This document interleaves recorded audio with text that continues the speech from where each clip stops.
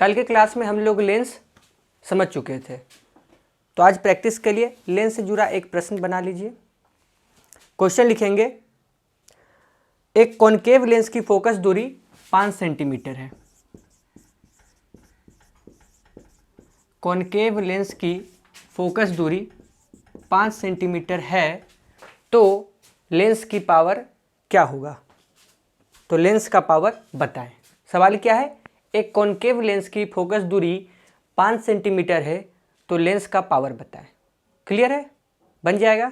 बनाइए। चलिए बनाते हैं। सबसे पहले क्या कह रहा है यहाँ पे? एक कॉनकेव लेंस। तो सबसे पहले हम लोग एक कॉनकेव लेंस बनाते हैं। तो ये हमारा बन गया कॉनकेव लेंस। इसका फोकस दूरी क्या कह रहा है हम लोग को? 5 सेंटीमीटर। 5 सेंटीमीटर। कॉनकेव लेंस का फोकस पॉजिटिव होता है या नेगेटिव? कल के क्लास में बताए थे नेगेटिव होता है ना, क्योंकि इधर आके वो बनता है। तो ये हो जाएगा क्या? F = -5 centimetre. लेकिन दूरी का SI मात्रक क्या होता है? मीटर। तो इसको हम लोग सबसे पहले मीटर में कन्वर्ट करेंगे। तो जब हम लोग इसको मीटर में कन्वर्ट करेंगे तो ये हो जाएगा 5/100 मीटर। और पावर का फॉर्मूला हम लोग पढ़े थे, पावर = 1/, फोकस, यही। तो पावर क्या हो जाएगा यहाँ पे? 1 / 1, और फोकस हमारा क्या है? 5/100,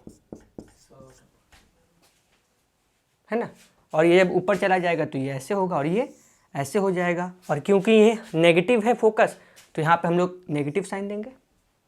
और जब ये ऊपर जाके मल्टीप्लाई होगा तो क्या हो जाएगा? ये -100/5, और यही कट के कितना आएगा? -20 D, यानी कि -20 डायोप्टर। क्लियर है? तो इस प्रकार के आपको हल्के फल्के प्रश्न पूछे जाएंगे। और इसी के साथ हम लोग का लेंस समाप्त होता है। आज हम लोग शुरुआत करेंगे एक नए टॉपिक की, रिफ्लेक्शन ऑफ लाइट की। तो सबसे पहले हेडिंग देंगे रिफ्लेक्शन ऑफ लाइट। रिफ्लेक्शन का मतलब साउंड में भी समझाए थे। रिफ्लेक्शन का मतलब टकरा कर जिस माध्यम से गया है, टकराने के बाद उसी माध्यम में वापस आ जाए। रिफ्लेक्शन में हम लोग क्या देखें? माध्यम बदल जा रहा है, लेकिन रिफ्लेक्शन में क्या हो रहा है? टकराकर पुनः उसी माध्यम में वापस आ जाए। इसी को हम लोग कहते हैं रिफ्लेक्शन। ये वाला फोटो तो आप लोग 5वां 6ठा में भी बनाए होंगे। एक ऐसे लाए किरण, और एक किरण ऐसे चला गया, और बीच से आप लोग एक नॉर्मल ड्रॉ किया। इसका आप लोग प्रैक्टिकल भी किए होंगे बचपन में। किसी के आँख पे मिरर लेके आँख पे चमकाते थे, वो क्या था? कुछ नहीं, वो क्या था? एक रिफ्लेक्शन ही था। आप लोग ये भी याद किए होंगे कि angle of incidence = angle of reflection. अब ये बताइए, एंगल ऑफ इंसिडेंस ये होगा या ये होगा? नंबर 1 या नंबर 2? एंगल ऑफ इंसिडेंस कौन होगा? नंबर 2 होगा। इस स्टेटमेंट को जो बोलते हैं ना एंगल ऑफ इंसिडेंस, तो इसको पूरा जो हम लोग कहते हैं वो कहते हैं angle of incidence from normal. हम लोग कहाँ से इसको कैलकुलेट करते हैं? नॉर्मल से। और ये जो बीच की जो लाइन है उसको क्या कहते हैं हम लोग? नॉर्मल। क्लियर है? तो एंगल ऑफ इंसिडेंस हम लोग नॉर्मल से बनाते हैं, और जितना एंगल ऑफ इंसिडेंस होगा उतना ही एंगल ऑफ रिफ्लेक्शन होगा। क्लियर यहां तक? अच्छा बताइए, ये जो किरण आ रहा था, इसको जाना तो इधर था, इसका ये एक्चुअल पाथ है। टकराने के बाद ये इधर चला गया, तो ये क्या हुआ? ये एक तरह से डेविएट हो गया अपने रास्ता से ये भटक गया। और इसी को हम लोग कहते हैं, डेल्टा से डिनोट करते हैं, जिसको हम लोग कहते हैं डेविएशन। इसको हम लोग क्या कहते हैं? इस एंगल को डेविएशन। मैथ का एक बड़ा सिंपल सा रूल है कि ये कितना होगा? 180 डिग्री, है ना।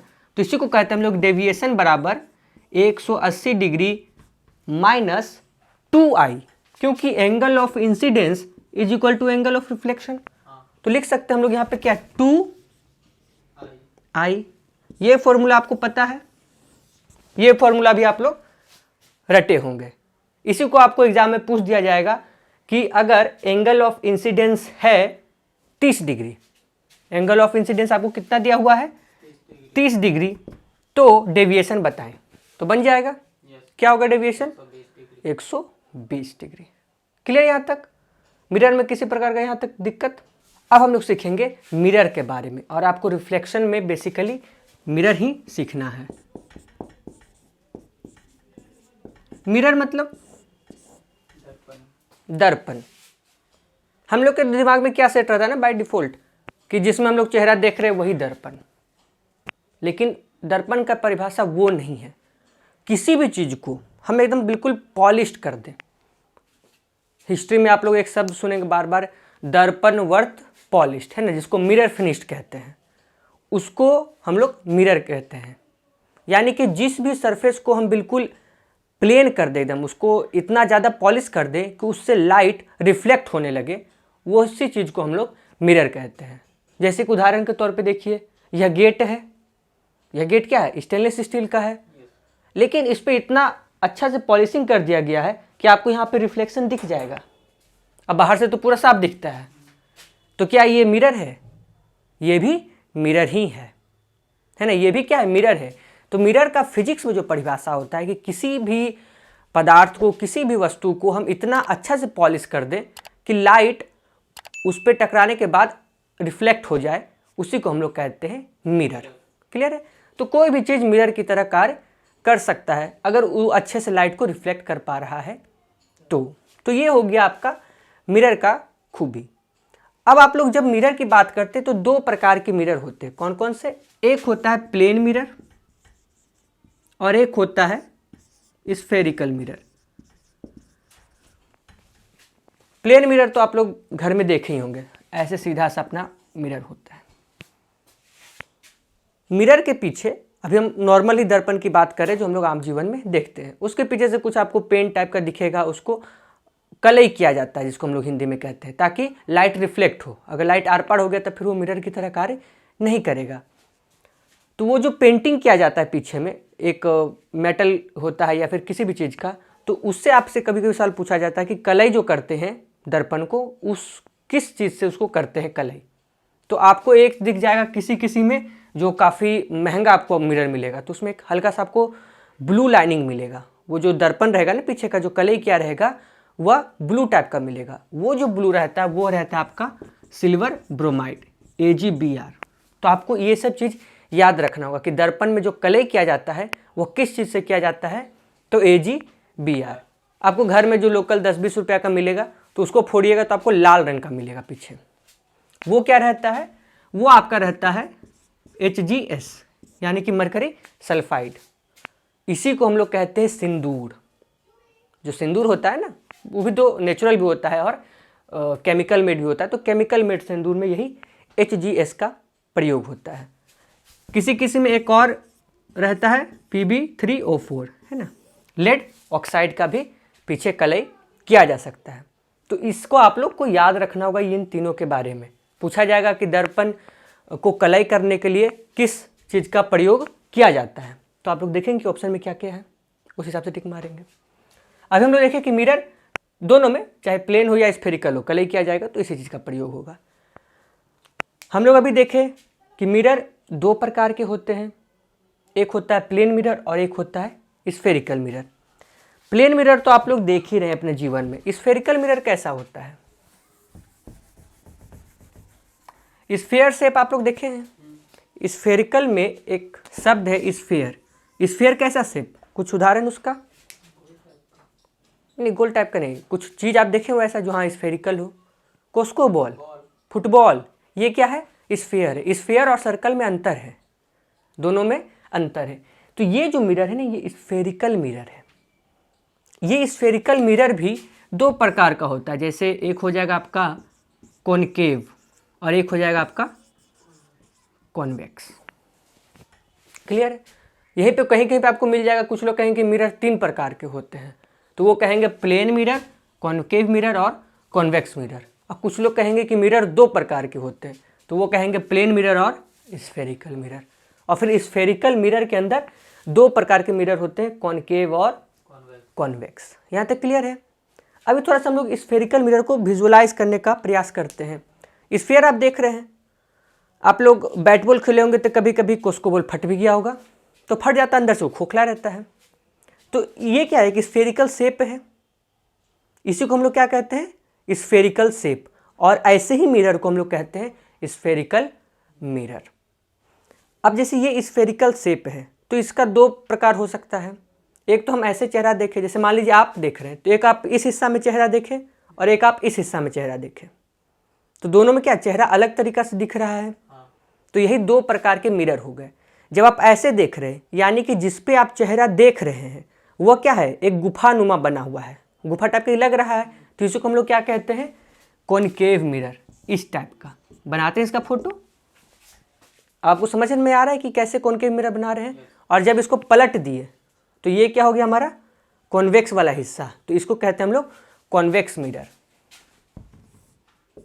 यानी कि वैसा मिरर जिसमें चेहरा देखने वाला हिस्सा अंदर की तरफ हो, इसमें चेहरा देखने वाला हिस्सा अंदर की तरफ है, तो ये क्या हो गया, कॉनकेव मिरर। और हम इसको ऐसे पलट दिए तो चेहरा देखने वाला हिस्सा बाहर की तरफ है, तो ये हो गया कॉन्वेक्स मिरर। ये हो गया कॉन्वेक्स मिरर। तो अब दोनों प्रकार के मिरर में तो कोई आपको तकलीफ नहीं होगा।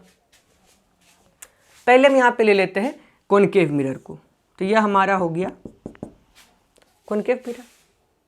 अब कल्पना कीजिए कि जैसे कोस्को बॉल का उदाहरण लीजिए, वो एक स्फेरिकल शेप है, तो क्योंकि वो स्फेरिकल शेप है तो उसका कुछ सेंटर भी होगा।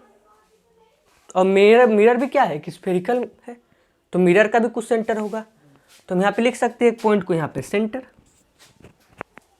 है ना। और इस सेंटर से हम एक लाइन पास करेंगे, इसी लाइन को हम लोग क्या कहते हैं, प्रिंसिपल एक्सिस। इसी लाइन को हम लोग क्या कहते हैं, प्रिंसिपल एक्सिस। क्लियर है कि कहाँ से ये सेंटर आया, है ना। और अगर हम यहाँ से कोई किरण पास करें जो इस प्रिंसिपल एक्सिस के पैरेलल हो, वह मिरर से टकराने के बाद किसी पॉइंट से गुजरेगा, और जिस पॉइंट पे वो प्रिंसिपल एक्सिस को कट करेगा उसको हम लोग क्या कहते हैं, फोकस। क्लियर यहाँ तक। और इस पॉइंट को हम लोग क्या कहते हैं, पोल। ये जो फोकस और पोल के बीच की दूरी, इसी को हम लोग क्या कहते हैं, फोकस दूरी या फिर फोकल लेंथ। और ये C और P के बीच की जो दूरी है उसको क्या कहते हैं हम लोग, रेडियस ऑफ कर्वेचर। ये रेडियस ही तो है स्फेरिकल शेप का, इस कारण इसका नाम पड़ा है रेडियस ऑफ कर्वेचर। क्लियर है यहाँ तक। कॉनकेव मिरर का समझ गए कि PFC कैसे होता है। जब भी आपको बात करें कि मिरर का, जब भी मिरर, तो आपको अच्छा मिरर, तो आपको कहना पेप्सी। ये पेप्सी नहीं है, नया ब्रांड है, क्या है, पेप्सी। तो आपको क्लियर हो जाएगा कि PFC, पोल, फोकस और सेंटर ऑफ कर्वेचर। इसको रेडियस ऑफ कर्वेचर भी कहते हैं, इस दूरी को कहते हैं रेडियस ऑफ कर्वेचर। क्लियर है। अब हम लोग देखते हैं यहाँ पे कॉन्वेक्स मिरर को।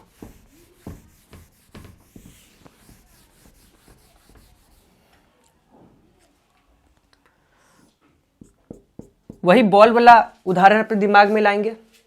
कोस्को बॉल फट चुका है, देखे ही होंगे, तो अब उसको हम बाहर से देख रहे हैं, ये हिस्सा आप लोग उसको देख रहे हैं, तो ये आपका क्या हो गया, कॉन्वेक्स मिरर हो गया। उसी चीज़ को हम यहाँ पे बनाए हैं। तो जब ये हिस्सा फट गया तो बताइए इसका सेंटर किधर होगा, नंबर 1 की तरफ कि नंबर 2 की तरफ? सेंटर 1 की तरफ। बॉल फट चुका है, इमेजिन कीजिए बॉल फट चुका है ना, आप उसको पलट के देख रहे हैं, तो उसका सेंटर किधर होगा, नंबर 1 की तरफ कि नंबर 2 की तरफ? सेंटर होगा उसका नंबर 2 की तरफ ना। हाँ। जैसे कि यहाँ पे कुछ नहीं है वैसा, हाँ, समझ गए ना, होगा वह 2 की तरफ। तो यहाँ पे इस चीज को ध्यान देना है। तो कॉन्वेक्स मिरर में जो सेंटर होगा वह इधर होगा। क्लियर है। यहां भी हम एक समानांतर रेखा लाएंगे, एक किरण लाएंगे जो प्रिंसिपल एक्सिस के पैरेलल है। यह टकराने के बाद इधर को डाइवर्ट हो जाएगा, ये आया और इधर को चला गया, और हम एक इमेजिनरी लाइन ऐसे ड्रॉ करेंगे। तो ये लाइन जहाँ पे इस प्रिंसिपल एक्सिस को कट करेगा उसी को क्या कहेंगे हम लोग? फोकस। इसी को हम लोग क्या कहेंगे? फोकस। और ये इसको P कहेंगे, इसको कहेंगे फोकल दूरी और इसको कहेंगे सेंटर ऑफ कर्वेचर। यहाँ तक क्लियर है? ये कौन सा मिरर है? यह है कॉनकेव मिरर। और ये किसका बनाए हम? कॉन्वेक्स मिरर का ये बनाए हैं। चलिए, ये हो गया डायग्राम कंप्लीट। कल हम लोग कुछ कन्वेंशंस की बात किए थे, है ना? इस साइड को क्या कहते हैं? पॉजिटिव। पोल के इस साइड जो रहेगा उसको कहेंगे हम लोग, नहीं, इसको नेगेटिव कहेंगे, है ना? और इसको कहेंगे हम लोग पॉजिटिव। सेम इसी साइड में इसको कहेंगे नेगेटिव और इसको कहेंगे पॉजिटिव। यहाँ पे क्या हो रहा है? कॉनकेव मिरर के केस में क्या हो रहा है कि जो फोकस है और सेंटर ऑफ कर्वेचर वो क्या है? पॉजिटिव या नेगेटिव? ये नेगेटिव है। और कॉन्वेक्स मिरर के केस में फोकस और सेंटर क्या है हमारा? पॉजिटिव। तो ये बहुत ही अच्छा सवाल बन सकता है। इस कभी इस टाइप का सवाल तो नहीं देखे कॉम्पिटिटिव एग्जाम में, लेकिन अगर पूछेगा तो समझ रहे हैं कि काफ़ी लोग इसमें घुलटनियाँ मार देंगे। पूछेगा कि किस मिरर में पॉजिटिव फोकस होता है। यह हो सके क्वेश्चन को और अपग्रेड कर दे, वो आपका लेंस और मिरर एक ही क्वेश्चन में जांच ले कि किस लेंस और किस मिरर में पॉजिटिव फोकस होता है। लेंस में भी हम लोग देखें पॉजिटिव और नेगेटिव में कि कॉन्वेक्स लेंस का फोकस पॉजिटिव होता है और यहाँ पे कॉन्वेक्स मिरर का फोकस पॉजिटिव होता है। तो क्लियर? यहाँ पे आप लोग सड़क पे चलते हैं तो सड़क पे चलने का कुछ नियम होता है ना? लाल बत्ती आएगा तो रुक गया, हमको ओवरटेक करना है तो राइट से ओवरटेक करें, हमको रुकना है तो लेफ्ट तक जाएंगे।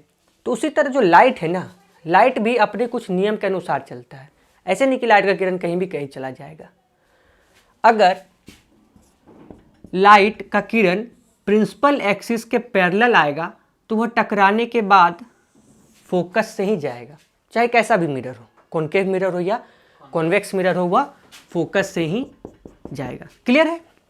अगर लाइट का किरण फोकस से जा रहा है तो वो टकराने के बाद प्रिंसिपल एक्सिस के पैरेलल हो जाएगा, चाहे मिरर कैसा भी हो, कॉनकेव हो या फिर कॉन्वेक्स हो।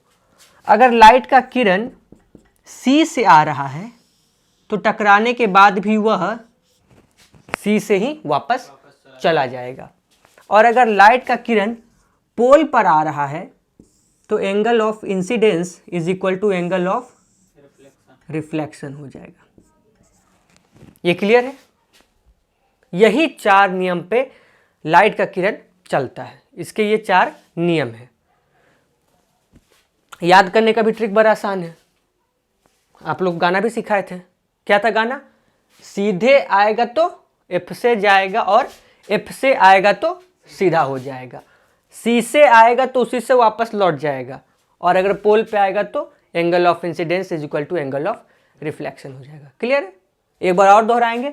सीधे आएगा तो एफ से जाएगा, एफ से आएगा तो सीधे हो जाएगा, सी से आएगा तो उसी से वापस लौट जाएगा, और अगर पी पे आएगा तो angle of incidence is equal to angle of reflection हो जाएगा। बस यही 4 नियम है। मिरर कैसा भी हो, कॉनकेव हो कॉन्वेक्स हो, दोनों में यही नियम पे यह चलता है।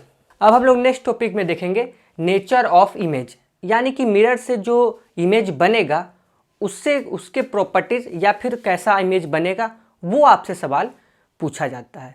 10th क्लास में इसी को बच्चा लोग रट लेता है, इधर से किरण जाएंगे उधर से गुजारेंगे, उधर से जाएगा इधर से गुजारेंगे। तो आप लोग भी वहाँ पे याद किए होंगे, उसी चीज़ को हम लोग यहाँ पर देखेंगे। लेकिन आपका जो क्वेश्चन रहेगा लेवल का वो अलग रहेगा। आपको कागज़ में किरण ड्रॉ करने नहीं देगा कि हाँ ऑब्जेक्ट को यहाँ पे रखिए और फिर उसका इमेज बनाइए इस मिरर के साथ, तो वैसा आपसे नहीं पूछा जाएगा। तो यहाँ पे हम लोग उसके नेचर को देखेंगे। जैसे पहला हम लोग देख लेते हैं प्लेन मिरर को। प्लेन मिरर से जो इमेज बनता है वो कैसा इमेज बनता है? वर्चुअल नहीं, इमेजिनरी इमेज बनता है, जिसको हम लोग हिंदी में कहते हैं काल्पनिक। इसको आप काल्पनिक कहिए या फिर इमेजिनरी कहिए। दूसरा कैसा? इरेक्ट, सीधा बनता है, इसी को हम लोग कहते हैं सीधा। और जितना बड़ा ऑब्जेक्ट है उतना ही बड़ा इमेज बनता है, यानी कि सेम साइज भी कह सकते हैं। और चौथा जो प्रॉपर्टी होता है वो होता है लेटरली इन्वर्टेड। लेटरली इन्वर्टेड आप लोग समझते हैं? लेटरल इन्वर्टेड नहीं समझते हैं? लेटरल इन्वर्टेड कहने का मतलब है जैसे कि आप लोग देखें ना एम्बुलेंस लिखा हुआ, वो किसका उदाहरण आप लोग रटे होंगे? लेटरली इन्वर्टेड का। जैसे मान लीजिए हम ऐसे ए लिखते हैं, ये हम क्या लिखें? ए। अभी हम लोग देखेंगे तो ये जो है ये किस राइट साइड में है और ये हिस्सा लेफ्ट साइड में है, लेकिन आप यहाँ पे एक प्लेन मिरर ऐसे रख दीजिए और जब इसको आप प्लेन मिरर में देखेंगे तो ये आपको ऐसे पलट जाएगा, यानी कि जब इसको प्लेन मिरर में आप बनाएंगे तो यह कुछ इस टाइप का बनेगा। आप इसको प्रैक्टिकल घर में भी कर सकते हैं और ऐसा क्वेश्चन आपको रीजनिंग में भी आता है। रीजनिंग में ऐसे सवाल पूछा जाता है ना कि इसको लेटरली इन्वर्टेड कर दीजिए, या प्लेन मिरर में देखा गया, हो सके शायद इस फोन में भी दिखे, यहाँ तो शीशा नहीं है। हाँ देखिए, यहाँ पे आप चाहेंगे तो यहाँ पे आके देख सकते हैं। ऐसे आप देखेंगे तो ये हिस्सा इस टाइप का दिख रहा है ना? इसी को हम लोग कहते हैं लेटरली इन्वर्टेड, यानी कि कैसे घूम जाएगा? ऐसे है तो ये ऐसे हो जाएगा, ऐसा है तो यह ऐसा हो जाएगा। इसी चीज़ को हम लोग कहते हैं लेटरली इन्वर्टेड। और क्योंकि प्लेन मिरर में लेटरली इन्वर्टेड दिखता है, इस कारण एम्बुलेंस में हम लोग एम्बुलेंस को उल्टा लिखते हैं। क्यों लिखते हैं? कि आगे कोई गाड़ी अब ड्राइवर चला रहा है आगे, है ना, तो उसके पास छोटा सा मिरर होता है ऊपर में, उसमें वो देखेगा कि अच्छा पीछे एम्बुलेंस है तो उसको सीधा दिखेगा। उस मिरर में अगर आप देखेंगे तो फिर आपको एम्बुलेंस सीधा दिख जाएगा। क्लियर? तो उसको देखने के लिए कि हाँ वो देख लेगा पीछे की एम्बुलेंस है तो अपना साइड हो जाएगा और एम्बुलेंस को जाने देगा। उस कारण हम लोग इसको इसी गुण को कहते हैं लेटरली इन्वर्टेड होना। तो आप लोग को ये चीज़ याद रहना चाहिए कि प्लेन मिरर से जो इमेज बनता है वह इमेजिनरी इमेज यानी कि काल्पनिक बनता है, सीधा बनता है यानी कि जैसा ऑब्जेक्ट है वैसा ही बनेगा, और सेम साइज यानी कि जितना बड़ा ऑब्जेक्ट है उतना ही बड़ा इमेज आपको दिखेगा, और लेटरली इन्वर्टेड बनेगा। आपके मन में एक सवाल आ सकता है कि इमेजिनरी इमेज क्या होता है? क्या होता है इमेजिनरी इमेज? इमेज दो प्रकार के होते हैं, एक होता है इमेजिनरी और एक होता है रियल। आप लोग रोज अपना शीशा तो देखते हैं, चेहरा देखते ही होंगे शीशा में, तो क्या और आप लोग कभी हॉल वगैरह भी गए होंगे, प्रोजेक्टर देखे होंगे, तो प्रोजेक्टर से जो इमेज बनता है वह उसको देखने के लिए एक पर्दा चाहिए। पर्दा, यहाँ पे पर्दा, बोर्ड, किसी टाइप का एक स्क्रीन की आवश्यकता होती है। लेकिन प्लेन मिरर में जो आप रोज चेहरा देखते हैं उसमें क्या किसी स्क्रीन की आवश्यकता है? नहीं। तो जिस इमेज को हम पर्दा पे देखते हैं यानी कि जिसके लिए स्क्रीन की आवश्यकता होती है उसको हम लोग कहते हैं रियल इमेज, और जिसके लिए स्क्रीन की आवश्यकता नहीं होती उसको हम लोग कहते हैं इमेजिनरी इमेज। आप लोगों को रे डायग्राम नहीं पूछा जाएगा, लेकिन रे डायग्राम क्या है ना, वो एक तरह से बेस है, वो रहेगा तो ये सब आपको याद करने का दिक्कत नहीं रहेगा। अगर भूल भी गई ये सब तो वो एकदम परमानेंट टायर है, वो हर बार आपको काम करेगा। तो जैसे आप यहाँ पे एक प्लेन मिरर रख दिए, बीच से हम एक प्रिंसिपल एक्सिस ड्रॉ कर लिए, हम एक ऑब्जेक्ट रख रहे हैं यहाँ पे इन्फिनिटी पे, यहाँ से लाइन आएगा, हम लोग क्या पढ़े थे, सीधा आएगा तो एफ से जाएगा, तो हम सीधा एक दो किरण लाए हैं जो प्रिंसिपल एक्सिस के सीधा है, और यहाँ पे कट करेगा तो यह एफ से कट करेगा। क्लियर है?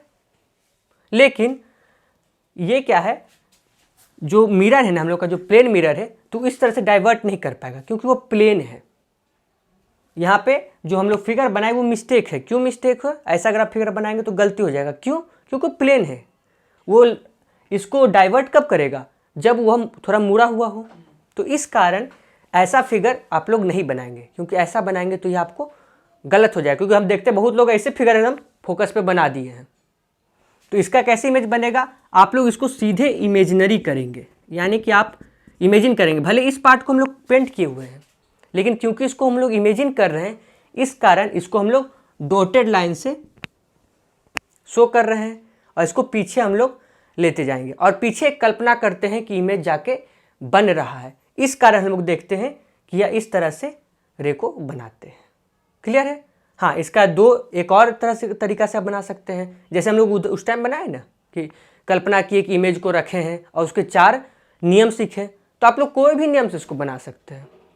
जैसे ये ऐसा एक इमेज बनाए, दूसरा फोटो आप ऐसे बना सकते हैं, और ये दूसरा फोटो आपको हो सके किताब वगैरह में ज़्यादा आपको देखने को मिले।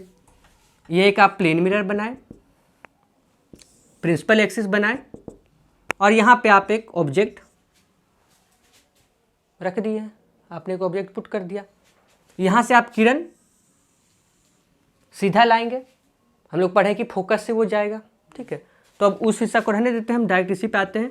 इसको पीछे हम लेते चले गए, है ना। दूसरा किरण हम यहाँ से लाएंगे जो प्रिंसिपल एक्सिस पे जाएगा, तो ये यहाँ पे ऐसे प्रिंसिपल एक्सिस पे जाएगा, और यहाँ से ये रिफ्लेक्ट हो जाएगा, क्योंकि एंगल ऑफ इंसिडेंस बराबर एंगल ऑफ रिफ्लेक्शन। और इसको हम इमेजिन करते कि इधर ये जाके कहीं पे ऐसे मिल जाएगा, है ना। और ये इस टाइप का ऐसे आपको फिगर बनेगा। किताब में आपको ये वाला फिगर ज़्यादा देखने को मिलेगा, लेकिन जो पहला फिगर बनाए वो ज़्यादा अच्छा फिगर, वो थोड़ा सा अगर आपको बना तो हाई लेवल फिगर है ना। तो इस टाइप से आप यहाँ पे रे डायग्राम बना सकते हैं। लेकिन रे डायग्राम की आवश्यकता नहीं, आपको सिर्फ इस चीज़ को ध्यान रखना चाहिए कि हमको इमेजिनरी बन रहा है, इरेक्ट बन रहा है, सेम साइज बन रहा है, और लेटरली इन्वर्टेड बन रहा है। क्लियर है? नेक्स्ट मिरर हम लोग देखेंगे यहाँ पर कॉन्वेक्स मिरर। कॉन्वेक्स मिरर कैसा होता है? इस टाइप का। ये हम इसका बना दिए। इसका फोकस किधर? इधर की इधर, नंबर 1 के नंबर 2 तरफ ना इसका फोकस। तो फोकस हम यहाँ पे ये रख दिए, और इसका ये सेंटर हो गया। अब ऑब्जेक्ट हम लोग कहाँ कहाँ रख सकते हैं? एक तो इन्फिनिटी पर रख सकते हैं, फिर इन्फिनिटी और सी के बीच में रख सकते हैं, फिर सी पर रख सकते हैं, फिर सी और एफ के बीच रख सकते हैं, फिर एफ पर रख सकते हैं, और दूसरा एफ और पी के बीच रख सकते हैं। लेकिन ये हिस्सा तो पेंटेड है ना हमारा, तो इधर हम ऑब्जेक्ट रखेंगे तो उसका इमेज बनेगा? नहीं बनेगा। तो ऑब्जेक्ट हम किधर रखेंगे? इस साइड रखेंगे। तो सिर्फ 2 ही सिचुएशन आ सकता है। एक सिचुएशन या तो ऐसा हो कि हम ऑब्जेक्ट को इन्फिनिटी पे रखें, या दूसरा सिचुएशन ये हो सकता है कि हम ऑब्जेक्ट को इन्फिनिटी से लेकर पोल के बीच में रखें। यही तो सिचुएशन आ सकता है कॉन्वेक्स मिरर के केस में। तो जब हम इसको इन्फिनिटी पे रखेंगे, तो मान लीजिए इस ऑब्जेक्ट को हम यहाँ पे इन्फिनिटी पे रखें, रे डायग्राम बनाने का प्रयास करेंगे, तो हमको क्या पता है कि सीधे प्रिंसिपल एक्सिस के अगर सीधा आएगा तो ये तो ऐसे डाइवर्ज कर देगा, है ना। लेकिन इसको हम इमेजिन करेंगे कि पीछे क्या कर रहा है, फोकस पे कट कर रहा है। क्लियर है? यहाँ से भी हम एक रे डायग्राम लाएंगे जो प्रिंसिपल एक्सिस के पैरेलल होगा। ये भी इधर क्या कर जाएगा? डाइवर्ट करेगा, और यह पीछे जाके फोकस पे कट करेगा। तो जब हम ऑब्जेक्ट को इन्फिनिटी पे रख रहे हैं तो इमेज हमारा कहाँ बन रहा है? फोकस पे इमेज बन रहा है। अब क्योंकि इमेज फोकस पे बन रहा है तो हाईली डिमिनिश्ड, एकदम छोटा बनेगा। इमेज कैसा बनेगा हमारा? हाईली डिमिनिश्ड, एकदम बहुत छोटा। और इमेज कैसा बन रहा है? ये इमेजिनरी की रियल, तो इमेजिनरी इमेज बन रहा है। डॉटेड लाइन से शो कर रहे हैं ना, तो इमेज कैसा हो गया? इमेजिनरी। इरेक्ट बनेगा और एक हाईली डिमिनिश्ड बनेगा। तो क्लियर है? तो कॉन्वेक्स मिरर पे जब हम लोग ऑब्जेक्ट को इन्फिनिटी पे रख रहे हैं तो उससे हमें कैसा मिरर बन रहा है, उस प्रॉपर्टी को आप लोग यहाँ पे देखे हैं। अब दूसरा सिचुएशन क्या है कि इन्फिनिटी और पी के बीच में, तो इसको यहाँ पे हम मिटाते हैं।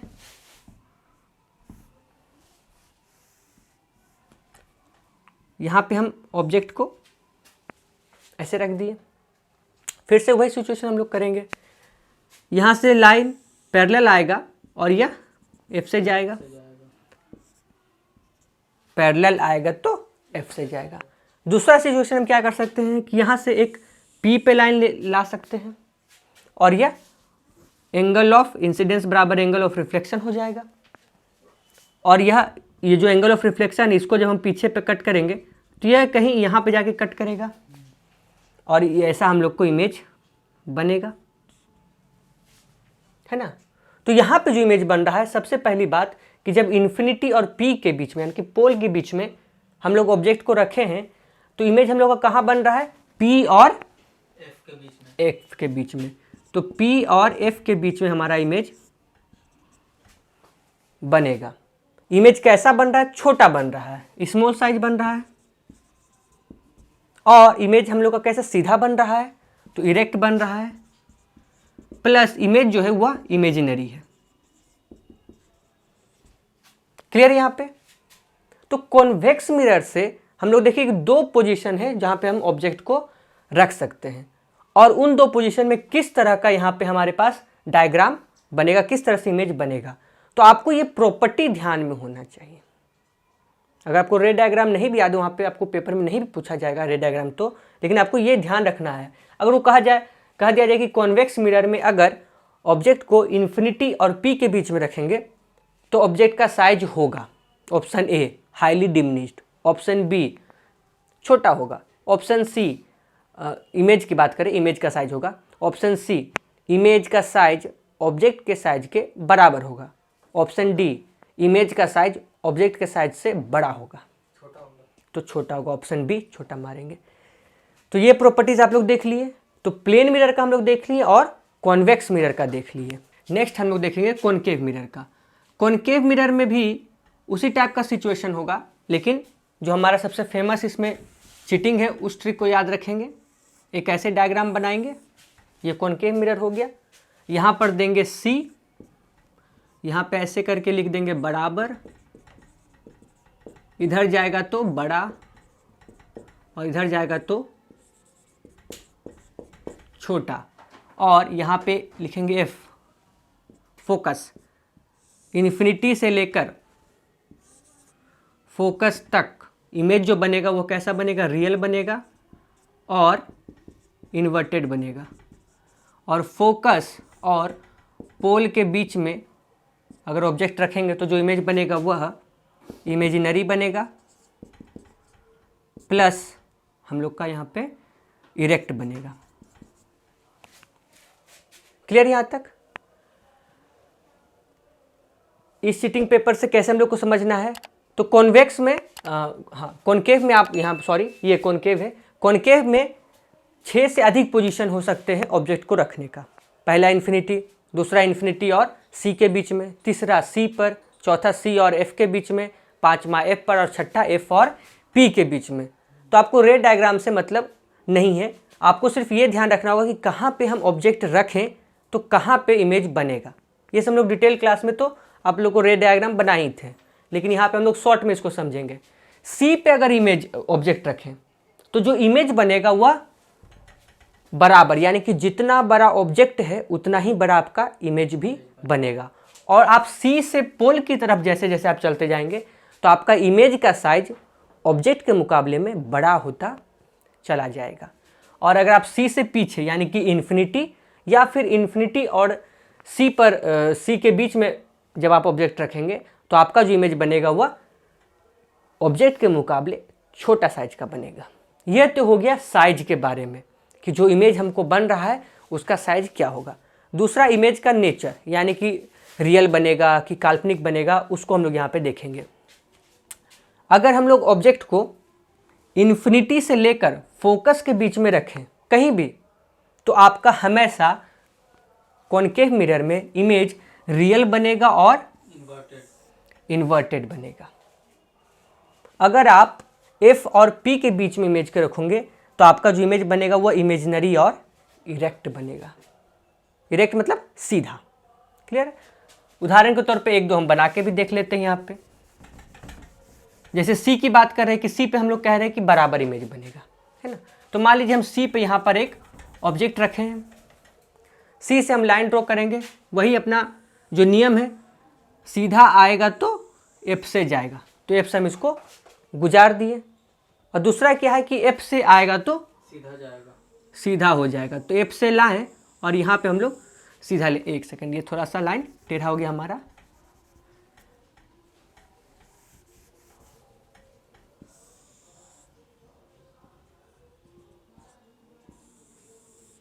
क्लियर है।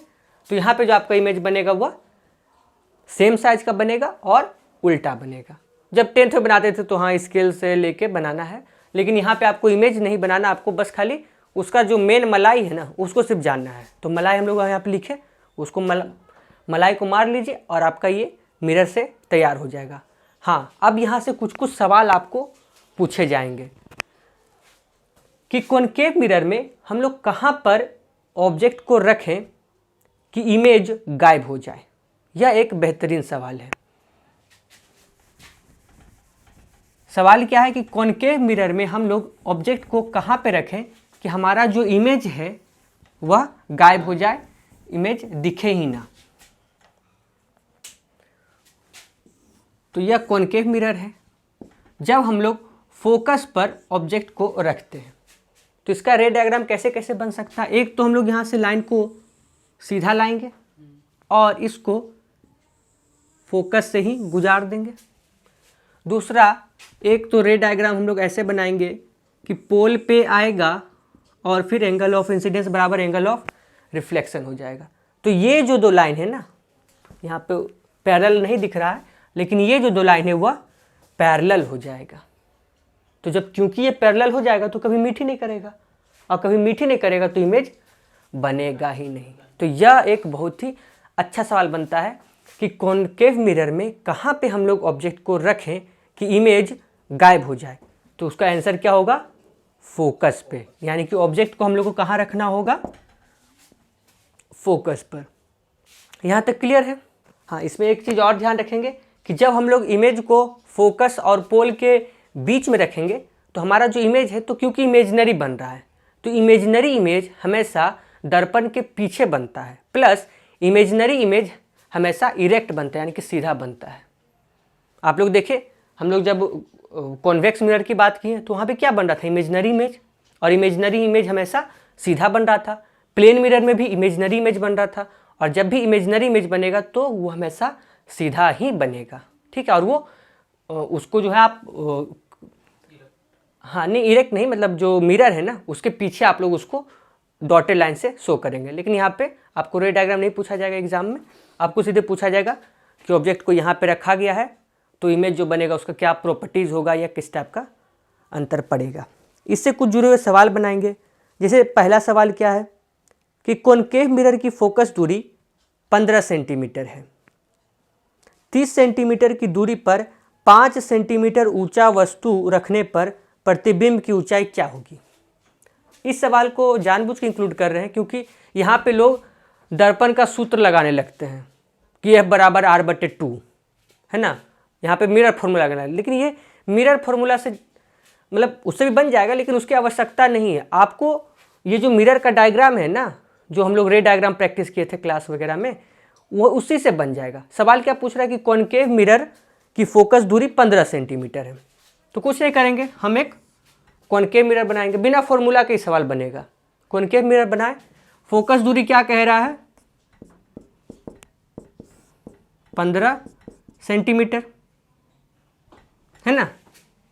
फोकस दूरी क्या कह रहा है, 15 सेंटीमीटर। और ये जो C है ये कितना हो जाएगा, सेंटर से अगर बात करें तो ये कितना होगा हमारा 30 सेंटीमीटर। इसी को इस सवाल में कह रहा है कि 30 सेंटीमीटर दूर अगर हम 5 सेंटीमीटर ऊंचा वस्तु रखें तो वस्तु की ऊंचाई क्या होगी। तो हम लोग जानते हैं कि कॉनकेव मिरर में जब ऑब्जेक्ट को सेंटर पे रखते हैं तो वो ऑब्जेक्ट बराबर साइज का बनता है, अभी सीखे थे। तो यानी कि ऑब्जेक्ट बोल रहे, सॉरी, जो इमेज बनता है वो बराबर साइज का बनता है। तो यह जो इमेज बनेगा यह 5 सेंटीमीटर बड़ा ही बनेगा। क्लियर है। तो इमेज का साइज कितना होगा, 5 सेंटीमीटर। क्लियर है। तो इसमें कोई फॉर्मूला की बात थी नहीं, ये आपको इमेज से डायरेक्ट सवाल बन जाता। वो हो सके आपको कह देता कि C और F के बीच में रखा गया है, तो उसमें आपको ऑप्शन दिया रहता कि इमेज बनेगा 5 सेंटीमीटर से छोटा, 5 सेंटीमीटर से बड़ा, इस टाइप का ऑप्शन आपको दिया रहता है। तो आप समझिए कि 5 सेंटीमीटर से तो बड़ा ही बनेगा। क्लियर है यहाँ तक। नेक्स्ट क्वेश्चन क्या है, किस दर्पण के द्वारा बराबर प्रतिबिंब बनता है। किस दर्पण के द्वारा बराबर प्रतिबिंब बनता है? सिर्फ प्लेन। और याद करने का प्रयास कीजिए। अभी तो हम लोग पढ़े ना, कॉन्वेक्स में तो बराबर नहीं बनता, उसमें तो छोटा बनता है। कॉनकेव में देखे तो हम लोग कि सी पे जब रखेंगे तो प्रतिबिंब बराबर बन रहा है, तो इसका आंसर क्या हो जाएगा? प्लेन और कॉनकेव मिरर, यानी कि इसका 2 आंसर होगा।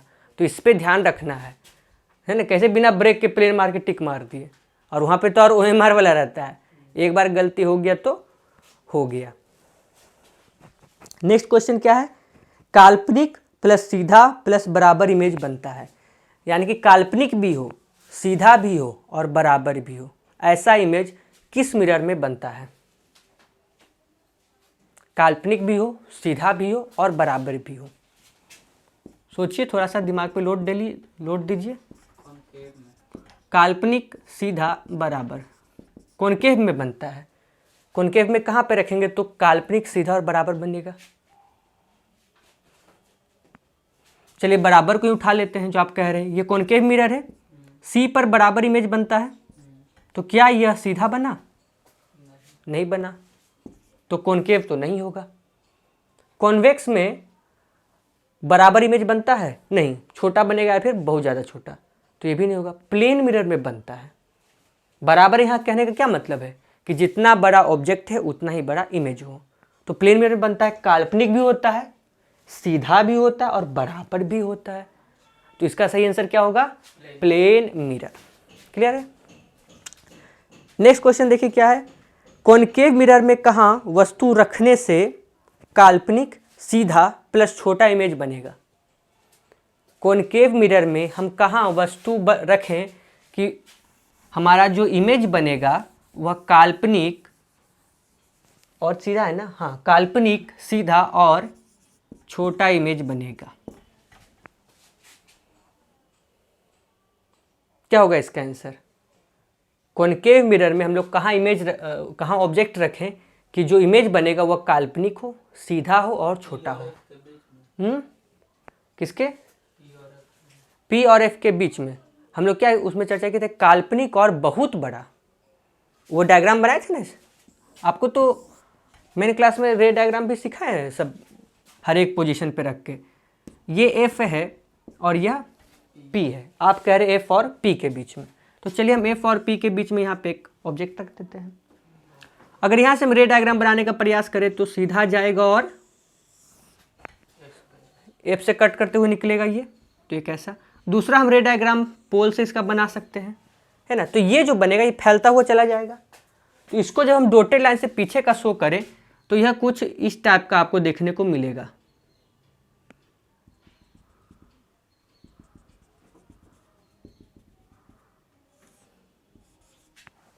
ये हम लोग का क्या बना? यहाँ पे इमेज बना। कॉपी में देखिए, है ना, मेन क्लास में ये सब लिखा हुआ। तो इमेज जो बन रहा है क्या बन रहा है? ऑब्जेक्ट से काफ़ी बड़ा बन रहा है। तो ये जो आप कह रहे हैं कि छोटा तो नहीं बनेगा, तो काफ़ी बड़ा बन रहा है। तो इसका आंसर हो जाएगा ऑप्शन ई, यानी कि कोई भी नहीं, कोई भी इसका आंसर सही नहीं होगा, क्योंकि कॉनकेव मिरर में काल्पनिक, सीधा और छोटा इमेज नहीं बनता। काल्पनिक बन रहा है, सीधा भी बन रहा है, लेकिन क्या ये छोटा है? नहीं। वो जो चिटिंग पेपर अभी दिए थे वही तो था, कर्वेचर से इधर चलते जाएंगे तो बड़ा इमेज होता जाएगा, है ना, और बड़ा ऐसे होता चला जाएगा। क्लियर है? यहाँ पे नेक्स्ट हेडिंग देंगे कॉनकेव मिरर, यानी कि मिरर का प्रयोग। ये कौन सा मिरर है? कॉनकेव मिरर बोल रहे हैं। हेडिंग देंगे यूज ऑफ मिरर, यानी कि मिरर का प्रयोग। ये कौन सा मिरर है? Concave mirror. और ये कौन सा मिरर है? Convex mirror. कॉमन है, एक प्रिंसिपल एक्सिस बना लिए। ये मिरर क्या कर रहा है कि लाइट आ रहा है तो उसको एक तरह से मोड़ दे रहा है ना, कन्वर्ज कर रहा है। और ये क्या कर रहा है? लाइट को एक तरह से डाइवर्ज कर रहा है। इस कारण कॉनकेव मिरर को हम लोग कॉन्वर्जिंग मिरर भी कहते हैं, और कॉन्वेक्स मिरर को हम लोग डाइवर्जिंग मिरर भी कहते हैं। क्लियर यहाँ तक? तो आपको यूज समझना है कि मिरर का क्या यूज है। किसी भी वस्तु में हम दर्पण को कैसे यूज़ कर रहे हैं, और उसके बाद फिर आपका ये आंसर बन जाएगा। जैसे पहला नंबर देखिए क्या है, टेबल लैंप। टेबल लैंप है, टेबल लैंप में कौन सा दर्पण का प्रयोग होता है? कॉनकेव। कॉनकेव। कैसे आप ये चीज़ कह रहे हैं? कॉनकेव टेबल लैंप पे होता है मिरर, देखिए टेबल लैंप पे मिरर। मिरर की परिभाषा क्या बताए थे? किसी भी हिस्सा को अच्छे से अगर हम पॉलिश कर दिए जिससे रिफ्लेक्शन हो रहा है तो वो क्या है, फिजिक्स में वो मिरर माना जाएगा। मिरर मतलब नहीं कि उसमें कांच है कि नहीं वो देख रहे हैं, नहीं। जब आप कॉनकेव मिरर को देखिए, टेबल लैंप को देखिएगा, तो टेबल लैंप में ऐसे खोपड़ी रहता है, उसके अंदर से बल्ब लगाते हैं, तो ये जो खोपड़ी रहता है वो बिल्कुल एकदम पॉलिश रहता है ना। और टेबल लैंप का काम क्या है, लाइट फैले या फिर एक जगह हमको बस लाइट रहे, एक जगह रहे, यानी कि लाइट को कन्वर्ज करना है। तो इस कारण यहाँ पे किस मिरर का प्रयोग करेंगे हम लोग? कॉनकेव मिरर का। क्लियर है? तो हम लोग को यूज के हिसाब से देखना है। दूसरा देखिए प्रोजेक्टर। प्रोजेक्टर में हम लोग कैसे मिरर का प्रयोग करेंगे? कॉन्वेक्स। कॉन्वेक्स का प्रयोग करेंगे। क्यों? क्योंकि छोटा से बड़ा को बड़ा स्क्रीन पे उसको दिखाना होता है। वहाँ पे हमको एक रियल इमेज चाहिए। प्रोजेक्टर का काम क्या है कि इमेज को रियल इमेज करके बनाए। वो क्या एक रियल इमेज प्रोजेक्ट करता है। क्या रियल इमेज कॉन्वेक्स मिरर से बन सकता है? नहीं बन सकता, उसमें सिर्फ इमेजिनरी इमेज बनता है। तो रियल इमेज के लिए हम लोग किसका प्रयोग करते हैं? कॉनकेव मिरर का। तो प्रोजेक्टर में भी कॉनकेव मिरर। यहाँ पे यही बच्चों लोग से मिस्टेक हो जाता है, वो लोग सोचते हैं कि फैलाना है। प्रोजेक्टर, आप कभी प्रोजेक्टर देखे हैं? उसमें रहता है अरे धुंधला दिख रहा है तो सेट करो हल्का सा फोकस, ऐसे करते हैं ना हम लोग। वो फोकस क्या सेट करते हैं? हम लोग उसी चीज़ को सेट करते हैं ताकि फोकस अच्छा से एडजस्ट हो, तो हम लोग का जो इमेज बन रहा है, जो रियल इमेज बन रहा है, वो साफ से बने। क्लियर है? इसी चीज़ को हम लोग यहाँ पे देखते हैं। नेक्स्ट है डेंटिस्ट। डेंटिस्ट वगैरह किस मिरर का प्रयोग करेंगे? चाहे डेंटिस्ट हो या फिर हजामत बनाने में हो, दाढ़ी बनाना है तो आपको कैसा इमेज चाहिए? अगर आपको दाढ़ी बनाना है तो बड़ा चाहिए। और रियल इमेज चाहिए कि इमेजिनरी चाहिए? रियल इमेज आपको चाहिए, मतलब दाढ़ी यहाँ बना रहे तो पर्दा पे पीछे वहाँ पे प्रोजेक्ट हो रहा है, आपको एक इमेजिनरी इमेज चाहिए। ठीक है, और बड़ा दिखे तो बढ़िया बात है ना। तो आपको एक तो इमेजिनरी इमेज चाहिए, और आपको कैसा चाहिए? सीधा भी चाहिए। तो सबसे पहले ऐसा होना चाहिए कि किस मिरर में हम लोग को सीधा और इमेजिनरी बनता है। तो किस किस में हम लोग को सीधा और इमेजिनरी? तो जो भी इमेजिनरी इमेज होता है वो लगभग सीधा ही बनता है। अगर आप जैसे कॉन्वेक्स मिरर में बात करेंगे तो उसमें सीधा भी बन रहा है, इमेजिनरी भी बन रहा है, लेकिन इमेज छोटा बन जा रहा है ना। तो दाढ़ी बना रहे तो कट सकता है, प्लेन मिरर में उतना ही बड़ा बनता है। और जब हम कॉनकेव मिरर की बात करें तो देखे थे पोजीशन अभी, जब फोकस और पोल के बीच में हम ऑब्जेक्ट को रखते हैं तो इमेज क्या बनता है? सीधा भी बनता है, बड़ा भी बनता है, और इमेजिनरी भी बनता है। तो इस कारण हम लोग हजामत बनाने के लिए किस मिरर का प्रयोग करते हैं? कॉनकेव मिरर का।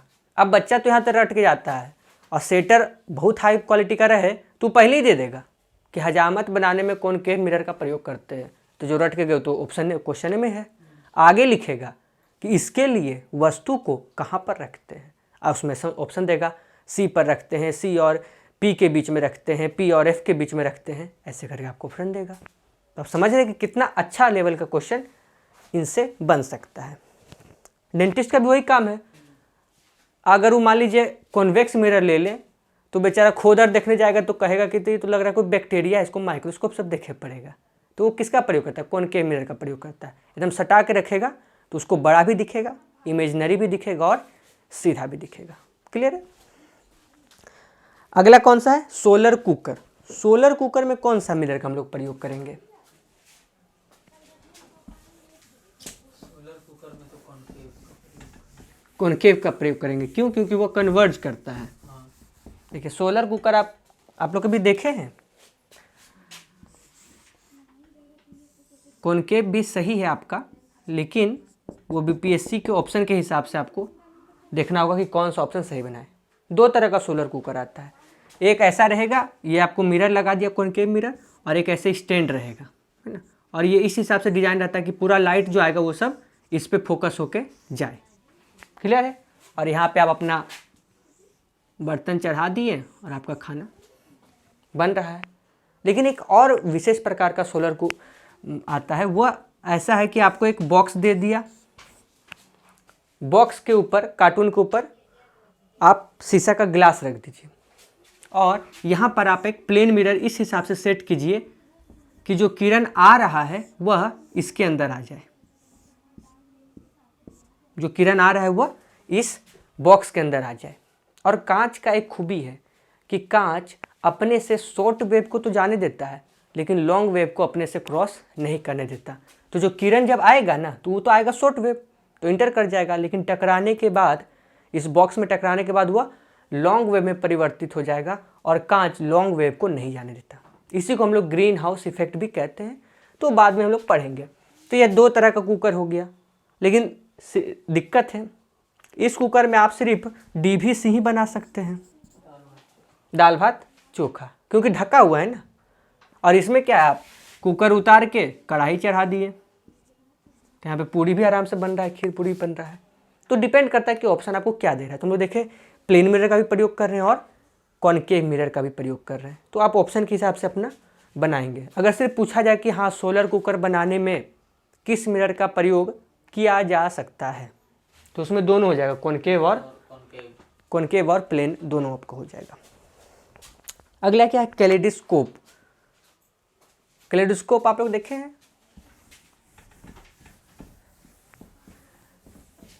बायोस्कोप आप लोग देखे हैं, बायोस्कोप नहीं देखे होंगे, पहले चलता था, थोड़े से पैसे लेके वो दिखाने का कार्य करता था, या कहीं फोटो देखे होंगे। कैलेडोस्कोप क्या होता है, ऐसे रहेगा और फिर नीचे से एक ऐसे रहेगा, 3 प्लेन मिरर को एक फिक्स्ड एंगल पे मतलब एंगल पे ऐसे फिक्स किया जाता है। ये भी प्लेन मिरर, ये भी प्लेन मिरर और ये भी प्लेन मिरर, और इसके बीच में कुछ रंगदार बीट्स वगैरह ऐसे कुछ कंचा उंचा डाल दिया जाता है, और जब आप इसको देखिएगा तो काफ़ी रंगीन और काफ़ी खूबसूरत दिखता है। इसी को हम लोग कहते हैं कैलेडोस्कोप।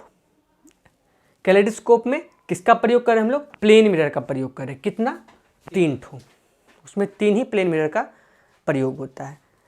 नेक्स्ट आपका है पेरिस्कोप। पेरिस्कोप आप लोग देखे हैं, सबमरीन वगैरह में आप लोग देखे होंगे, ऐसे करके डब्बा है ना, यहाँ पे आप एगो आँख देखने वाला बना दीजिए, एगो यहाँ पे लाइट बना दीजिए, हाँ यहाँ पे एक प्लेन मिरर पुट करेंगे और आप एक प्लेन मिरर यहाँ पे पुट करेंगे, तो लाइट ऐसे आएगा, फिर टकरा के इस पे आएगा और फिर यहाँ पे आपका आँख पे ऐसा आएगा। आप लोग 10वां में इसका फोटो भी बनाए होंगे।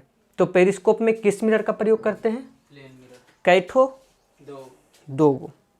अगला है शोरूम के निगरानी में। शोरूम की निगरानी में किस मिरर का प्रयोग करते हैं, शोरूम आप गए हैं, मॉल जहाँ पे सब्जी वगैरह ये सब बिकता है, खासकर वहाँ पे शॉपिंग मॉल और ये सब जो रहता है, रिलायंस स्टोर ये सब जो होता है, तो आप लोग देखे होंगे। अब तो CCTV आ गया है, लेकिन कुछ साल पहले कोना में देखते होंगे एक मिरर टाइप का गोल सा ऐसे लगा रहता होगा, नोटिस किए होंगे। वो रहता है क्या कि आप घुसे तो अपना मेकअप बना लीजिए ठीक से। वो मिरर किस लिए रहता है, ज़्यादा दूर तक दिखे, वो इसलिए रहता है, वो ऐसे सेट रहता है, ऐसे देखिए सामान ऐसे सेट है, मान लीजिए ये रो दुकान में ऐसे रेक रखा हुआ और यहाँ पे सामान रखा हुआ। अब आदमी कितना बैठेगा, यहाँ पे मान लीजिए एक आदमी बैठा हुआ है, दुकान का मालिक। अब वो क्या करेगा, यहाँ पे आपको एक मिरर सेट कर देगा। अब कोई आदमी हो सके इस दुकान के पीछे यहाँ पे खड़ा होकर चोरी करे, लेकिन इसको क्या होगा, यहीं से ये मिरर में अपना देख लेता है। तो अब जो CCTV कैमरा आ गया, पहले यही सिस्टम चलता था। तो हम लोग को इसमें क्या चाहिए, पहले जो मिरर हम प्रयोग करें कॉनकेव कॉन्वेक्स की तो बात बाद में करेंगे। इसका मकसद क्या होना चाहिए कॉनकेव मिरर का, मतलब यहाँ पे जो मिरर प्रयोग करेंगे उसका मकसद कि ज़्यादा दूर दिखे। ठीक है, कोई बात छोटा छोटा ही दिखे, लेकिन ज़्यादा दूर दिखे हमको। और इसके हम लोग किस मिरर का प्रयोग करेंगे, कॉन्वेक्स मिरर का। अब एक ही आदमी है, उसका चेहरा इतना बड़ा दिख रहा है, तो मिरर में तो पूरा हमको चाहिए, एक लार्जर व्यू चाहिए। आप लोग गाड़ी वगैरह में भी देखे होंगे साइड मिरर का, है ना, कि कॉन्वेक्स मिरर का इसमें प्रयोग किया गया है, लिखा रहता है object in the mirror are closer than they appear. तो इसमें किसका मिरर का प्रयोग करते हैं हम लोग, कॉन्वेक्स मिरर का। तो ये क्लियर है यहाँ तक आप लोग को मिरर का प्रयोग। तो यहाँ पे तो हम कुछ 2-4 चर्चा किए, बाकी एग्जाम में आप और भी इसको देखते रहेंगे। क्वेश्चन बैंक आप लोग जरूर लीजिए, कंपटीशन लेवल के लिए आपको साइंस का पुस्तक लेने की आवश्यकता नहीं है, लेकिन क्वेश्चन बैंक आप जितना लीजिएगा उतना बढ़िया रहेगा और अपना क्वेश्चन को और बढ़ाते जाइएगा तो आपका ज्ञान बढ़ते चला जाएगा। नेक्स्ट है दिन देंगे कुछ दर्पण के फॉर्मूला, कुछ महत्वपूर्ण सूत्र जो कि बड़े आसान हैं। F बराबर R/2। ये F क्या है यहाँ पे? Focal length, focal length. R क्या है? Radius of curvature, radius of curvature. F और R के बीच में सीधा संबंध है ना, F is directly proportional to R। R को हम 2 गुना कर देंगे तो F 2 गुना, R को हम 10 गुना कर देंगे तो F 10 गुना, R को अगर हम 16 पुट कर देंगे तो F 16 गुना, R पुट कर देंगे तो कैसे? तो कितना होगा F 8 गुना। 8 गुना। चलिए, यानी कि यहीं पे आपको थोड़ा सा ध्यान देना था, क्योंकि कुछ लोग 2 गुना 2 गुना में ऐसे मगन हो जाते हैं कि फिर का 16 का 12। अगर रेडियस का मान 16 दिया है तो 16/2 यानी कि फोकल लेंथ का वैल्यू 8 सेंटीमीटर या 8 मीटर जैसा भी हो। ठीक है, यहाँ पे नेक्स्ट देखेंगे दर्पण का सूत्र 1/f बराबर 1/u प्लस 1/v। जहाँ पे u क्या है? u है ऑब्जेक्ट की दूरी और v क्या है? इमेज की दूरी। यहाँ पे काफ़ी लोग कंफ्यूज हो जाते हैं, कभी कभी u को ही इमेज मान लेते हैं, v को ही ऑब्जेक्ट का दूरी मान लेते हैं। तो एक अच्छा उपाय है जिससे आप लोग इसको कभी नहीं भूलेंगे। पहले u आता है कि v?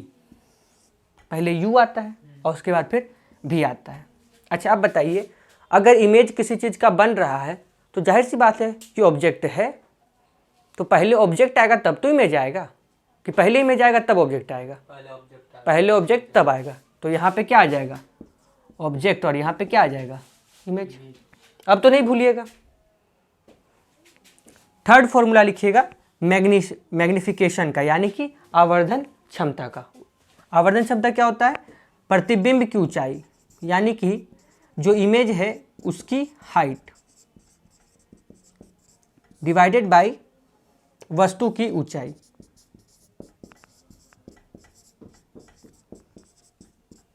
इसी को हम लोग डिनोट करते हैं -v/u से। इसका नाम ही है, और मैग्निफिकेशन पावर को हम लोग सिंबलाइज करते हैं m से। इसका नाम ही है मैग्निफिकेशन पावर, यानी कि किसी चीज़ को बड़ा कर रहा है। लेंस से देखते कि अरे छोटा लिखे हैं तो लेंस की मदद से हुआ हमको थोड़ा सा बड़ा दिख रहा है।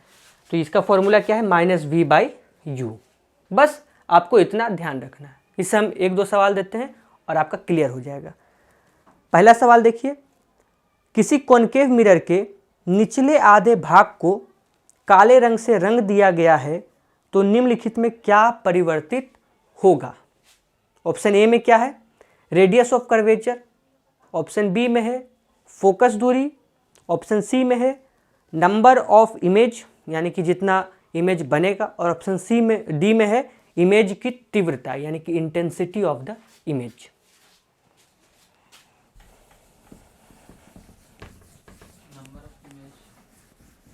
नंबर ऑफ इमेज बदल जाएगा। अच्छा, देखते हैं अभी यहाँ पे सवाल में क्या कह रहा है कि आधे काले भाग को रंग दिया गया है। अब मिरर को चाहे वो रंग दे, पानी में डुबा दे, पेट्रोल में डाल दे, या कुछ भी करते, यह है हमारा मिरर, है ना। पहला ऑप्शन में क्या दिया हुआ? Radius of curvature. क्या रेडियस ऑफ कर्वेचर बदलेगा? आधे काले रंग से बदल देंगे? नहीं बदलेगा। अगर यह एक सर्कल है और इसका यह रेडियस 2 सेंटीमीटर है तो हम इसको कितना भी मिटा दें, रेडियस कितना होगा? 2 ही सेंटीमीटर होगा। तो रेडियस ऑफ कर्वेचर तो नहीं बदलेगा। ऑप्शन बी में दिया हुआ फोकस दूरी, तो फोकस दूरी बदलेगा? अभी तो हम लोग पढ़े कि फोकस दूरी बराबर R/2 है ना, रेडियस ऑफ कर्वेचर बटे 2। तो जब रेडियस ऑफ कर्वेचर नहीं बदलेगा तो फोकस दूरी भी हमारा नहीं बदलेगा। तीसरा क्या है हम लोग का option? Number of image. Image बनने, जितना संख्या में इमेज बनेगा वो बदलेगा? तो वो भी नहीं बदलेगा। चौथा है इमेज की तीव्रता, यानी कि intensity of the image. Image जो बनता है रिफ्लेक्ट होने के बाद जो किरण आता है उससे इमेज बनता है। जितना ज़्यादा किरण आएगा उतना बढ़िया इमेज आपको बनेगा। होता है कभी कभी थोड़ा धुंधला दिख रहा है, कभी बहुत एकदम क्लियर दिख रहा है, तो उसका मतलब क्या हो कि ज़्यादा से ज़्यादा लाइट रिफ्लेक्ट होकर एक पॉइंट पे आएंगे तो ज़्यादा क्लियर इमेज बनेगा। अब यहाँ पे क्या कर दिए हम, इसको आधा रंग दिए हैं पूरा, तो अब जो रिफ्लेक्ट होकर लाइट आएगा वो इतना ही तो हिस्सा से आएगा, तो इस कारण जो इमेज की तीव्रता होगी वह घट जाएगी। यहाँ पे बदलाव की बात क्या, परिवर्तन की बात क्या है। अगर यहाँ पे सवाल और हाई लेवल का पूछे कि इमेज की तीव्रता में क्या प्रभाव पड़ेगा, बढ़ेगा कि घटेगा, तो इसमें ऑप्शन बी। कैमरा लेने जाते हैं तो कहता नहीं कि इसका इतना अपर्चर, वो अपर्चर क्या है, वो इसी चीज़ का है। अपर्चर क्या है, इस चीज़ का। अब क्योंकि हम इसको रंग दिए हैं तो अपर्चर हमारा आधा हो गया, और अपर्चर जिस हिसाब से अगर ज़्यादा बड़ा अपर्चर रहेगा तो ज़्यादा हमें क्लियर इमेज देखने को मिलेगा। अपर्चर का साइज छोटा रहेगा तो हम लोग को थोड़ा सा उतना अच्छा इमेज नहीं मिलेगा। क्लियर है। तो अब वो चाहे मिरर को पानी में डुबा दे, लेंस पानी में डुबाए, पेट्रोल में डुबाए, आग लगा दे, पेंट कर दे, समझ गए कैसे उससे निकलना है, क्या उसमें बदलाव होगा। सेंटर ऑफ कर्वेचर नहीं बदलेगा, फोकस नहीं बदलेगा, इमेज का संख्या भी नहीं बदलेगा, लेकिन हाँ इमेज की जो तीव्रता है उसमें बदलाव हो जाएगा। तो इससे भी एक बेहतरीन सवाल देखने को मिलता है। नेक्स्ट क्वेश्चन है, समतल दर्पण का आवर्धन क्षमता क्या है। ऑप्शन ए है +1, ऑप्शन बी है -1, ऑप्शन सी है >1 और ऑप्शन डी है <1। +1, ये तो रटा रटा सवाल है, पहले भी बता चुके हैं। क्या, इस साइड ही क्योंकि बनता है। हाँ इस साइड ही क्योंकि बनता है। और ये साइड कौन सा होता है हम लोग का, प्लस, प्लेन मिरर ना, प्लेन मिरर ये प्लस होता है और ये साइड माइनस होता है। कन्वेक्शन पढ़ाए थे ना अभी, तो हम लोग मिरर में भी देखे, लेंस में भी उस चीज़ को देखे थे। नेक्स्ट टॉपिक हम लोग देते हैं total internal reflection.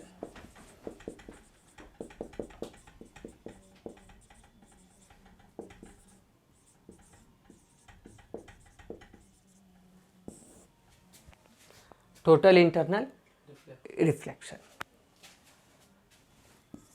Critical angle के बारे में आप लोग सुने होंगे,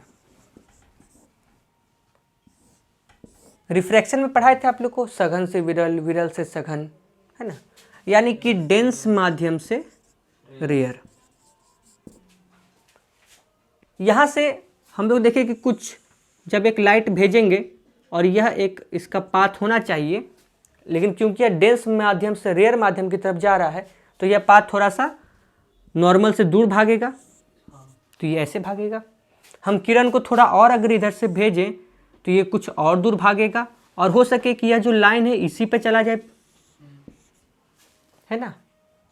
इसी को कहते हैं कि वह कोण, क्रिटिकल एंगल वह कोण है, यानी कि क्रिटिकल एंगल वह कोण है जिसमें आयतन कोण यानी कि ये जो एंगल ऑफ इंसिडेंस है उसका मान इतना हो जाए कि एंगल ऑफ रिफ्लेक्शन कितना हो जाए, 90 डिग्री हो जाए, यानी कि कितना 90 डिग्री पर ट्रेवल कर रहा है। तो जब एंगल ऑफ रिफ्लेक्शन 90 डिग्री हो जाए उस टाइम एंगल ऑफ इंसिडेंस का मान जो होगा उसी को हम लोग क्या कहते हैं, क्रिटिकल एंगल कहते हैं। यहाँ पे क्लियर है क्या, एंगल ऑफ रिफ्लेक्शन यानी कि जब पूरी तरह से वो रिफ्लेक्ट हो जाए, यानी कि एंगल ऑफ रिफ्लेक्शन का मान जब 90 डिग्री हो जाए उस समय एंगल ऑफ इंसिडेंस का जितना मान होगा उसी को हम लोग कहते हैं क्रिटिकल एंगल।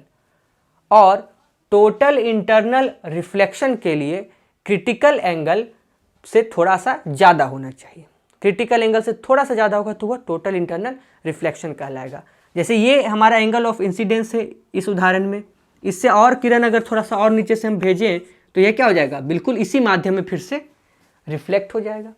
और रिफ्लेक्शन की परिभाषा भी यही है कि टकराने के बाद उसी माध्यम में वापस आ जाए, उसी को हम लोग कहते हैं टोटल इंटरनल रिफ्लेक्शन।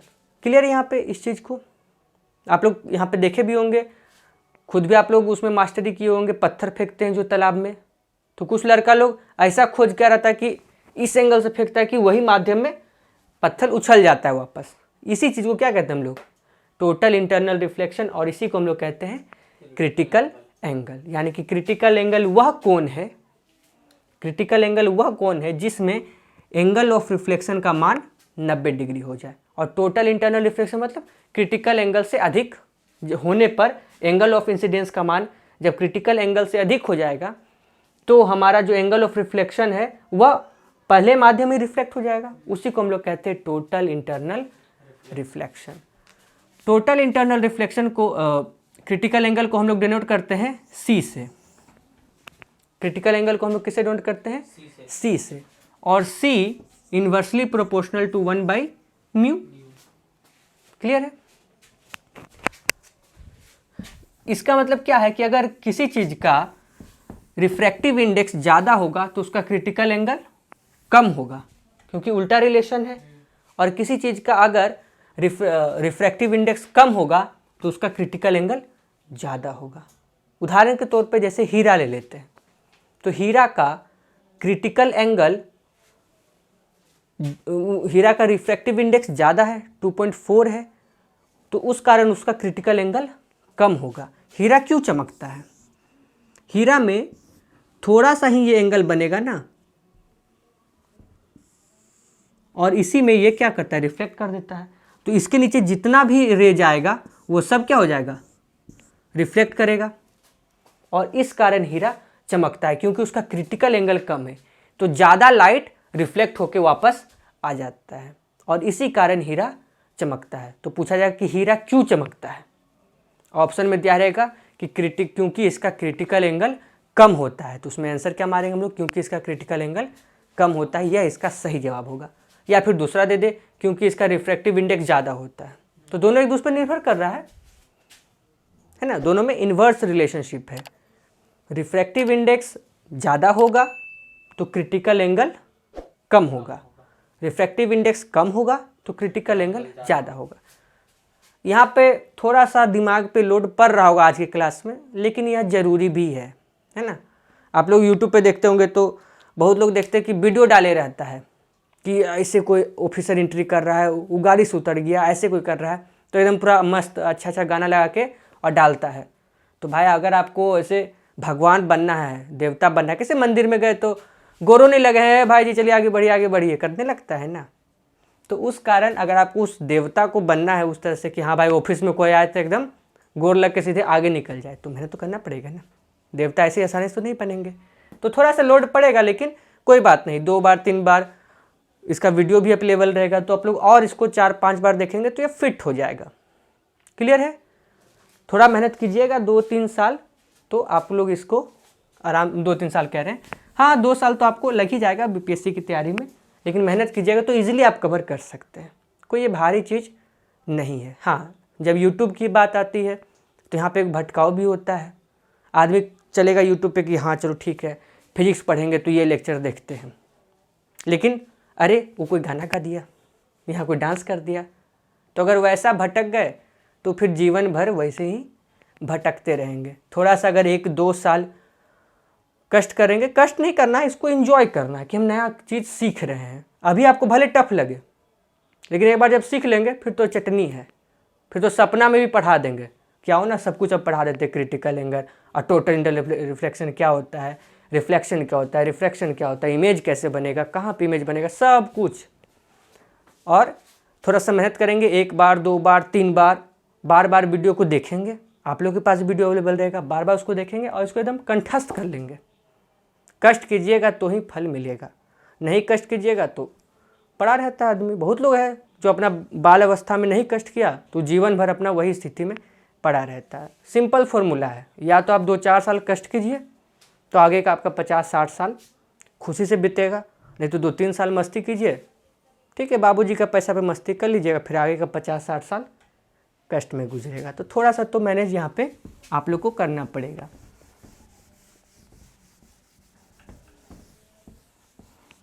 इससे जो मेन पूछा जाता है आपको, वह उदाहरण पूछा जाता है कि टोटल इंटरनल रिफ्लेक्शन पर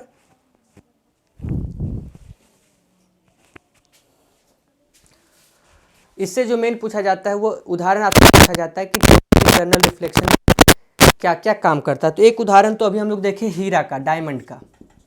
डायमंड क्यों चमकता है? Because of total internal reflection. दूसरा यहाँ पे आप देंगे मृगमरीच का। मृगमरीच का आप लोग समझते हैं, जिसको मिराज कहते हैं। गर्मी के मौसम में क्या होता है कि रेत जहाँ पे रहता है तो रेत बहुत जल्दी गर्म होता है, और क्योंकि रेत गर्म होता है तो उसके जो आसपास का हवा है वो भी गर्म हो जाता है।